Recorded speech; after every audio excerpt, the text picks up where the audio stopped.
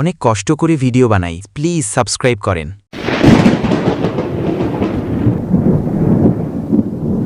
গায়েবান্ধার ছোট্ট একটি গ্রাম দক্ষিণ সন্তলা। সেদিন হঠাৎ করেই আকাশটা অসম্ভব অন্ধকার হয়ে গেল। আর এই অন্ধকারের মধ্যেও ফজলু মিয়া তার দোকান খুলে বসে আছে। সময় তখন প্রায় 12টা বাজে। আকাশটা দেখি একেবারে কালো মেঘে ঢাকছে। আজকেও বেচাকেনা প্রায় মিটেই গেল। এখন দোকানটা গুটিয়ে ফেরাই ভালো হবে। রাতটাও বেশ ঘনিয়ে এসেছে। ফজলু মনে মনে ভাবল দোকানটা এখন বন্ধ করে বাড়ি যাবে। কিন্তু তখনই হঠাৎ করেই বিদ্যুতের ঝলকানি আকাশটাকে এক লহমায় আলোকিত করে তুলল। আর সঙ্গে কানের তালা লাগানো এক বাজখাই শব্দ।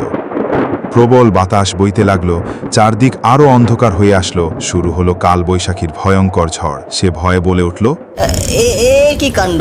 এই যে কাল বৈশাখী ঝড় নেমে এসেছে। এমন ঝড়ের মধ্যে তো বাড়ি যাওয়াই সম্ভব নয়। বাড়ির পর তো অনেক দূরে। প্রচণ্ড ঝড় বৃষ্টি শুরু হতেই সে একটু ভয় পেয়ে যায়। কিছুক্ষণ পর হঠাৎ করেই তাদের হেরিকেনের আলোটা নিভে যায়। এই কি হলো? লণ্ঠনের বাতিটাও নিভে গেল। আমি তো ঠিক মতোই কেরোসিন ভরেছি, এত দ্রুত কেন শেষ হয়ে গেল? অন্ধকারে কিছু দেখা যাচ্ছে না, শুধু বৃষ্টি আর বাতাসের শব্দ শোনা যাচ্ছে। হঠাৎ করেই কেউ একজন তার দোকানের সামনে চলে আসে। লোকটাকে দেখতে অনেকটা মোকলেস জেঠুর মতো। তাছাড়া ফজলুর দোকানে মোকলেস জেঠুর আনাগোনা একটু বেশিই ছিল। আপনাকে তো ঠিক চিনতে পারলাম না। তুমি আমাকে চিনবে না বাছা? তুমি তো গ্রামে নতুন। শুনেছি তোমার নাকি তেলে ভাজা বেশ সুস্বাদু হয়।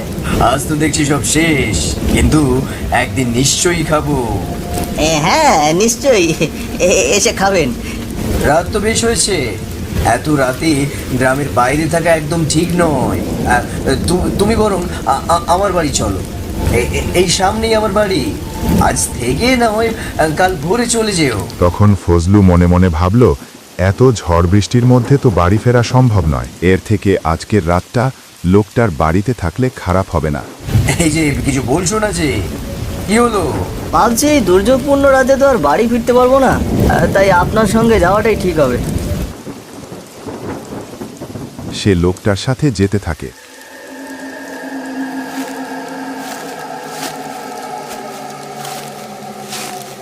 জঙ্গলের অন্ধকার রাস্তা দিয়ে তারা হাঁটতে লাগলো। চারপাশে কিচ্ছু দেখা যাচ্ছে না, শুধু ঝড় বৃষ্টি আর বিদ্যুৎ চমকানোর আওয়াজ শোনা যাচ্ছে। আগে মশাই, আর কত দূর আপনার বাড়ি? এখানে তো শুধু জঙ্গল আর জঙ্গল, আর তো কিছুই নেই। এই তো চলেই এসেছি, আর এই কয়েক ধাপই বাকি। একটু এগোতেই সামনে একটা পুরনো বাড়ি দেখা গেল। চারিদিক জঙ্গল দিয়ে ভরে গেছে। হঠাৎ করেই দূরে ভয়ানক শিয়ালের ডাক শোনা গেল।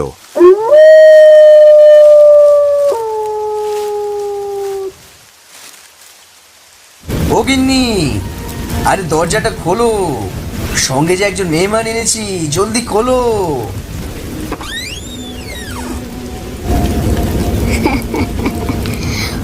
মা, অতিথি নিয়ে এসেছো? তা বেশ তো, ভেতরে নিয়ে এসো তাড়াতাড়ি। ভেতরে চলো বাছা। যাও, অতিথির জন্য গরম গরম দুধ নিয়ে এসো। এই যে এক্ষুনি এনে দিচ্ছি। কিছুক্ষণ পর এক গ্লাস গরম দুধ নিয়ে এসে ফজলুর হাতে দিল। এসবের আবার কি দরকার ছিল?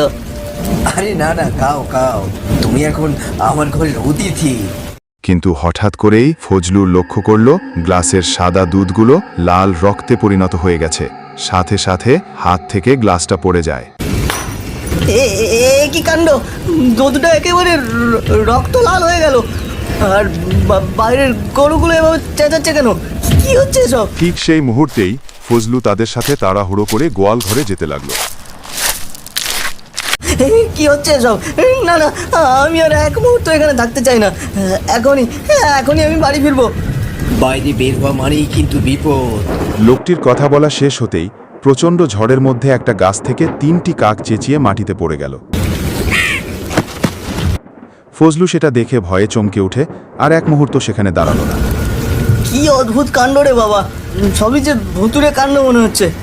কি সর্বনাশের ভুলে যে আমি ওই লোকটার বাড়িতে গিয়েছিলাম। হঠাৎ করেই সে কারো কান্নার আওয়াজ শুনতে পেয়ে থমকে উঠল। কে কে কাঁদছে এইভাবে? সামনে এসো, সামনে এসো বলছি।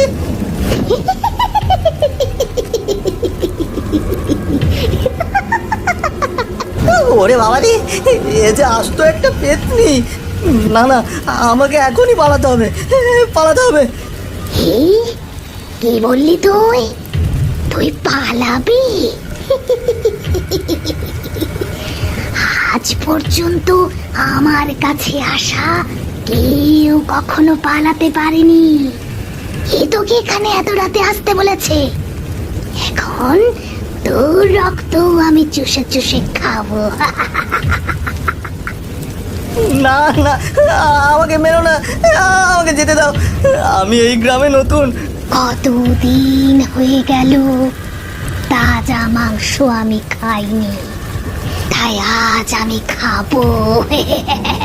খাবো, এখনই খাবো।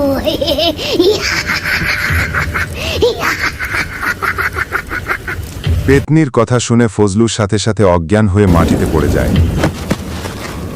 আজকের গল্প এই পর্যন্তই। গল্পের দ্বিতীয় পর্ব আগামীকাল দেব। আপনারা আর্টুনস গল্প চ্যানেলটি সাবস্ক্রাইব করে রাখেন। Please please please.